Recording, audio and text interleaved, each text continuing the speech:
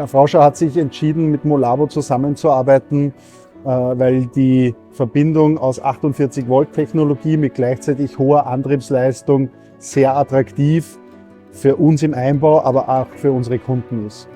Verglichen mit Hochvoltsystemen hat das 48 Volt Molabo-System den Vorteil, dass wir es selbst mit unserem eigenen Personal einbauen können.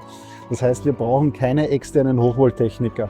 Für mich als Bootsbauer war der Einbau des Molabo-Systems wesentlich schneller im Gegensatz zu anderen Herstellern, vor allem wegen der Batteriedimension und generell der Handhabung, und das verkürzte natürlich auch die Produktionszeit.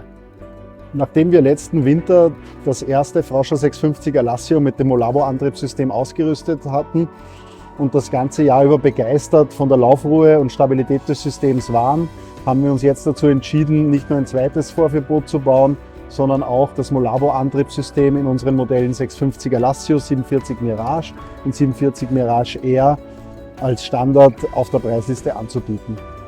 Ja, das Molabo-System in der 650 Alassio zeichnet sich durch die hohe Effizienz aus.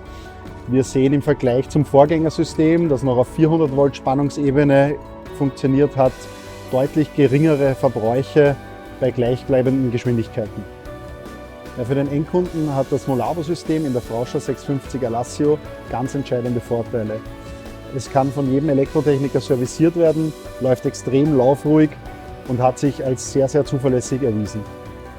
Die Frauscher 650 Alassio ist das meistverkaufte Boot unserer Werft mit über 300 gebauten Exemplaren in den letzten 10 Jahren.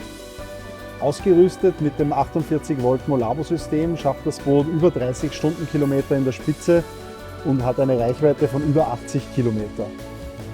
Ja, die Frauscher Bootswerft steht seit fast 100 Jahren für innovativen Bootbau Made in Austria.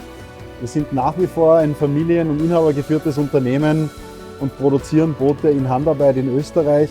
Seit 1955 ist dabei auch das Elektroboot ein ganz wichtiger Bestandteil unserer Marke.